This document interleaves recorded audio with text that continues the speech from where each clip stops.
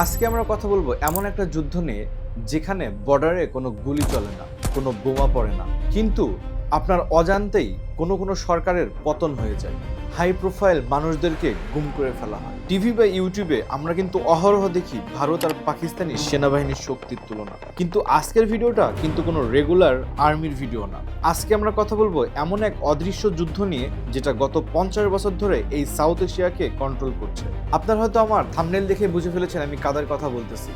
Yes my friends, আজকে আমি কথা বলতে চলেছি র এবং আইএসআই কে নিয়ে। এছাড়া আজকের ভিডিওতে আমরা জানবো র এবং আইএস এর গোপন কিছু মিশন নিয়ে। এই কুখ্যাত গোয়েন্দা কাহিনী শুনলে আপনার রাতের ঘুম উড়ে যাবে। সো এখনই রেডি হয়ে যান এই গল্প শোনার জন্য।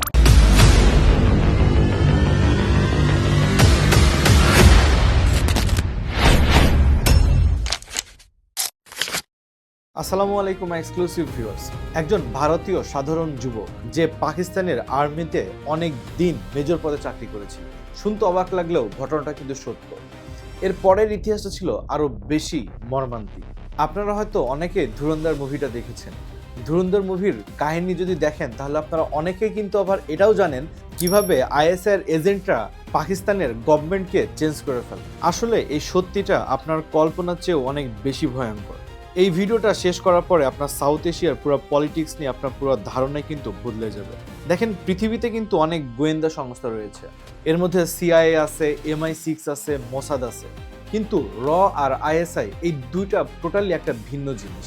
কারণ এই দুটো সংস্থা শুধুমাত্র বিদেশি শত্রুর বিরুদ্ধে কাজ করে না, এরা কিন্তু ডিরেক্ট একে অপরকে টার্গেট করে। এই সাউথ এশিয়ার জিওপলিটিক্স আসলে একটা বিশাল দাবা বোর্ডের মতন। আর এই বোর্ডের কিন্তু আসল খেলোয়াড় কোনো রাজনীতিবিদ না, কোনো সেনাপ্রধানও না। এর আসল খেলোয়াড় হলো এই দুই ইন্টেলিজেন্স এজেন্সি। একদিকে হচ্ছে পাকিস্তানের আইএসআই বা এটার ফুল ফর্ম হচ্ছে ইন্টার সার্ভিস ইন্টেলিজেন্স, আর একজন হচ্ছে র, যেটা হচ্ছে রিসার্চ অ্যান্ড অ্যানালাইসিস উইং। এই আইএসআই কে কিন্তু বলা হয় স্টেট উইদিন এ স্টেট, মানে কি রাষ্ট্রের ভেতরে আরেকটা রাষ্ট্র। মানে এরাই হচ্ছে পুরো পাকিস্তানের সরকারকে নিয়ন্ত্রণ করে। অন্যদিকে র কাজ করে একেবারে নিঃশব্দে। এদের কিন্তু কোনো মিডিয়া ফেস নাই, কিন্তু তারা এনিমি লাইনের গভীরে যেয়ে কিন্তু সার্জিক্যাল স্ট্রাইক বলেন অথবা ইন্টেলিজেন্স গ্যাদারিং বলেন, এদের জুড়ি কিন্তু অপরিসীম। এবার আসেন কাশ্মীরের বোমা বিস্ফোরণ নিয়ে অথবা পাঞ্জাবের যে বিচ্ছিন্নতাবাদ আছে। এছাড়া এরা কিন্তু বাংলাদেশের ভেতরে প্রভাব বিস্তারে কিন্তু কঠিন চেষ্টা চালায়। এছাড়া আপনারা যদি বলেন আফগানিস্তানের প্রক্সি যুদ্ধ, এই সব কিছুর পিছনেই কিন্তু কোনো না কোনোভাবে এই দুটো সংস্থার হাত রয়েছে। ইভেন একটা জিনিস জানলে আপনারা অবাক হবেন, এরা কিন্তু ইউএসএ, কানাডায় এই জায়গাতেও কিন্তু তাদের শ্যাডোওয়্যারটা চালায় যাচ্ছে। মানে বুঝতে পারতেছেন তারা আস্তে আস্তে কতটা হাই লেভেলে চলে গেছে। আর সব থেকে ইন্টারেস্টিং বিষয় হচ্ছে এদের যদি কোনো একটা চালে ভুল হয় তাহলে কিন্তু কোটি কোটি মানুষের জীবনে রিস্ক চলে আসতে পারে। র আর আইএসআই এর ভেতরে আইএসআই এর জন্ম কিন্তু আগে হয়েছে। আইএসআই যখন গঠন করা হয় তখন এদের মূল উদ্দেশ্য ছিল কিন্তু একটা, যে তাদের যে আর্মি আছে, নৌবাহিনী আছে এবং বিমান বাহিনী আছে, এদের ভেতর কোঅর্ডিনেশন করা। তখন কিন্তু র এর এরকম কোনো প্রভাবই ছিল না বা র তখন তৈরিও হয় নাই। এরপরে 1962 সালে চীনের কাছে কিন্তু ভারত একটা যুদ্ধে পরাজিত হয়। এটা নিয়ে কিন্তু আমার একটা ডেডিকেটেড ভিডিও আছে, আমি এটা আই বাটনে দিয়ে দিচ্ছি অথবা আমার ডেসক্রিপশন বক্সে দিয়ে দিচ্ছি। কিভাবে তারা পরাজিত হয় আর কিভাবে র গঠন হয় সেটা নিয়ে আপনারা চাইলে এই ভিডিওটা শেষে ওই ভিডিওটা দেখে আসতে পারেন, তাহলে আপনাদের কনসেপ্ট ক্লিয়ার হবে। যেটা বলতেছিলাম, 1962 সালে ভারত আর চীনের যুদ্ধে ভারত কিন্তু অনেক খারাপভাবে পরাজিত হয়। এরপর 1965 সালে ভারত আর পাকিস্তানের যে যুদ্ধ হয়, সেই যুদ্ধের পরে ভারত বুঝতে পারে যে তাদের এমন একটা ইন্টেলিজেন্স এজেন্সি দরকার যেটা শুধুমাত্র তাদের ভারতের ভেতরে যে নিউজগুলো আছে বা ইন্টেলিজেন্স রিপোর্টগুলো দরকার সেটার ভেতরেই ওরা সীমাবদ্ধ থাকবে না, তারা দেশের বাইরে যেও নিউজ নিয়ে আসতে পারবে। বিশেষ করে পাকিস্তানের ভেতরে নিউজ তাদের আনা খুবই দরকার।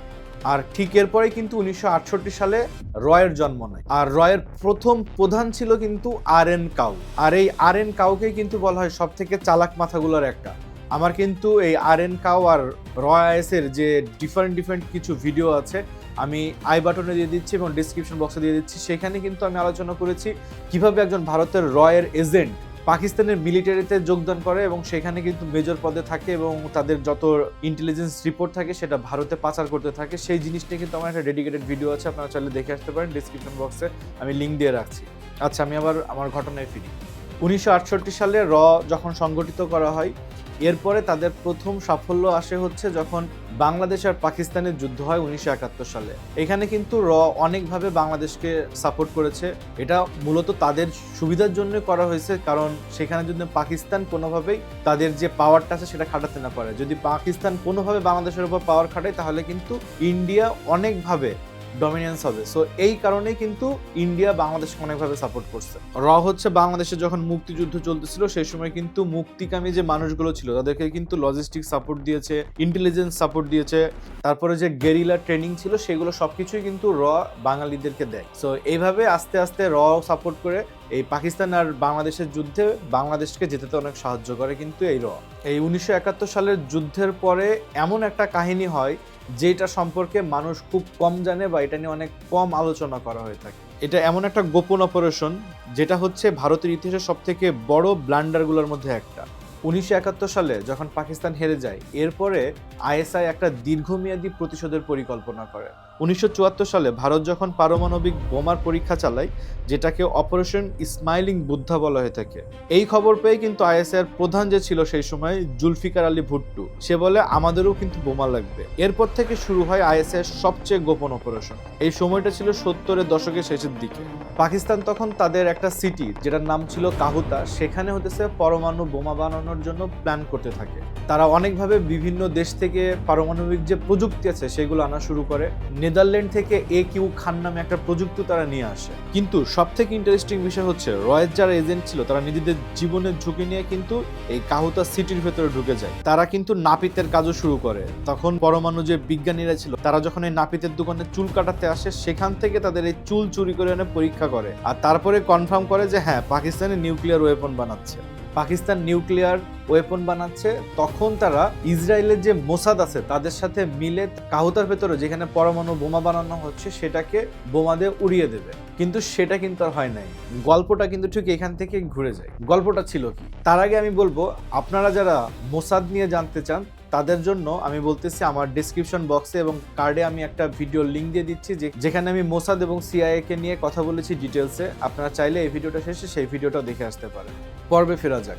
র এবং মোসাদ মিলে যে প্ল্যান করলো পাকিস্তানের যে পারমাণবিক বোমার যেখানে বানানো হচ্ছে সেই জায়গাটাকে বোমা দিয়ে উড়িয়ে দেবে, সেটা কেন আর সম্ভব হয় না? সম্ভব না হওয়ার কারণ ছিল কিন্তু ভারতের প্রধানমন্ত্রী। সেটা কিভাবে?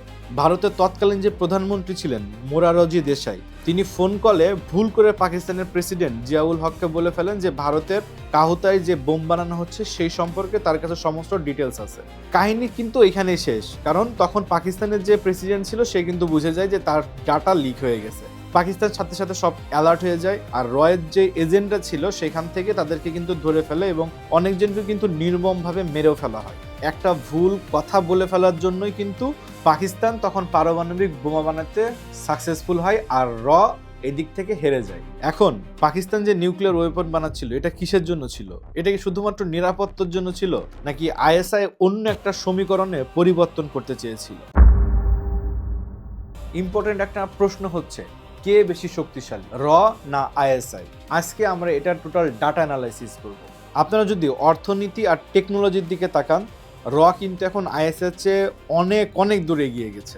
ভারতের যে বিশাল ইকোনমি আছে এইখানে রয়ের বাজেট কিন্তু অনেক। তাদের সাইবার ক্যাপাবিলিটি, স্যাটেলাইট ইন্টেলিজেন্স আর গ্লোবাল যে রিচ আগের চেয়ে কিন্তু অনেক বেশি শক্তিশালী এখন রয়ের কাছে। রিসেন্টলি কিন্তু কানাডা এবং আমেরিকাতে স্পেশাল অপারেশন নিয়ে যা যা অভিযোগ উঠেছে তাতেই বোঝা যায় র এখন কিন্তু শুধুমাত্র সাউথ এশিয়াতে আটকায় নাই, তারা কিন্তু গ্লোবাল প্লেয়ার হওয়ার জন্য এখন ছুটে চলেছে। আর সব থেকে ইন্টারেস্টিং হচ্ছে আইএসআই এর বাজেট কিন্তু কম, কিন্তু এত কম বাজেট নিয়েও আইএসআই কিভাবে রকে সবসময় টপ করবে? উত্তরটা হচ্ছে প্রক্সি ওয়ারফেয়ার বা যেটাকে বলা হয় ছায়াযুদ্ধ। আইএসআই এর সব থেকে বড় শক্তি হলো কিন্তু তারা ডিরেক্ট কোনো লড়াই করে না, তারা বিভিন্ন মিলিটেন্ট গ্রুপকে কিন্তু ব্যবহার করে লড়াই করার জন্য। 80-এর দশকে সিআইএর সাথে মিলে আফগানিস্তানের সোভিয়েত ইউনিয়নকে যে হারানো হয়েছে সেখান থেকে শুরু করে কাশ্মীরে যে ইনসার্জেন্সি টিকিয়ে রাখা, আইএসআই কিন্তু এইসব কাজে রীতিমতো মাস্টারমাইন্ড। সহজ কথায় বলতে গেলে রয়ের কাছে আছে কিন্তু টাকা, টেকনোলজি আর আন্তর্জাতিক যে সাপোর্ট আছে সবকিছু। আর আইএসআই এর কাছে আছে ডেসপারেশন, রাষ্ট্রের ভেতরে একচ্ছত্র ক্ষমতা আর প্রক্সি যুদ্ধের সব থেকে দীর্ঘ অভিজ্ঞতা। তাহলে র আর আইএসআই এর শেষটা আসলে কোথায়?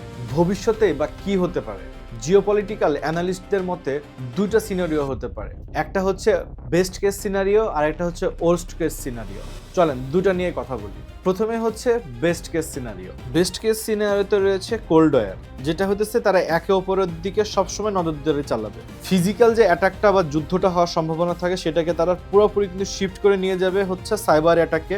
এছাড়া ইকোনমিক যে ওয়ারফেয়ার আছে সেখানে। এর ফলে একদিক থেকে ভালো হবে যে কোনো মানুষের জীবন নাশের সম্ভাবনা থাকছে না। আর ওর্স্ট কেস সিনারিওতে কি হবে? ধরেন সব থেকে খারাপ একটা সিচুয়েশন তৈরি হয়েছে, তখন একটা হাই প্রোফাইল টার্গেটেড অ্যাসোসিয়েশন ভুল পথে গেল, অথবা সাইবার অ্যাটাকের মাধ্যমে কোনো দেশের পাওয়ার গ্রিড হ্যাক করে নেওয়া হলো। এর রিয়াকশনে যে চেইন রিয়াকশন শুরু হবে তা শুধু ভারত বা পাকিস্তানে কিন্তু সীমাবদ্ধ থাকবে না। এই ইন্টেলিজেন্স গেমের সব থেকে বড় ভুক্তভোগী কিন্তু আপনি, আমি বা যারা আমাদের মতো সাধারণ মানুষ আছে তারাই। এই ছায়াযুদ্ধের কারণে কিন্তু সাউথ এশিয়ার ইকোনমিক ইন্টিগ্রেশন থমকে গেছে। প্রায় 200 কোটি মানুষের ভবিষ্যৎ প্রতিনিয়ত নির্ভর করছে পর্দার আড়ালে বসে থাকা এই স্পাই মাস্টারদের পরবর্তী যে গেম প্ল্যান আছে সেটার উপরে। সবশেষে আমি একটা কথা বলবো, হলো একটা ক্যালকুলেটেড হাইটেক গ্লোবাল ফোর্স, আর আইএসআই হলো একটা বেপরোয়া বা সার্ভাইভালিস্ট এজেন্সি যাদের হারাবার খুব বেশি কিছু নেই। এর মধ্যে কে বেশি ভয়ঙ্কর এটা টোটালি ডিপেন্ড করতেছে আপনি কোন সাইডে বসে দেখতেছেন সেটার উপর। আমি আইএসআই আর রকে নিয়ে ডিটেলস আলোচনা করেছি। এছাড়া ইন্ডিয়ার যে আর্মি পাওয়ার এবং পাকিস্তানের যে আর্মি পাওয়ার সবকিছু নিয়ে আমি ডিটেলসে আলাদা আলাদা ভিডিও বানিয়েছি। আমি ডেসক্রিপশন বক্সে সব ভিডিও লিঙ্ক দিয়ে রাখছি, আপনারা চাইলে ভিডিওগুলো দেখে আসতে পারেন। আজকের মতন এখান থেকে বিদায় নিচ্ছি। যদি ভিডিওটা ভালো লাগে অবশ্যই আপনার বন্ধুদের সাথে শেয়ার করবেন। একটা কমেন্টস করে আপনার মতামত জানাবেন, কে বেশি পাওয়ারফুল, র অথবা আইএসআই। আমার চ্যানেলটাকে সাবস্ক্রাইব করবেন এবং বেল আইকনটি অন করে রাখবেন। দেখা হচ্ছে পরবর্তী ভিডিওতে। আসসালামু আলাইকুম এক্সক্লুসিভ ভিউয়ার্স।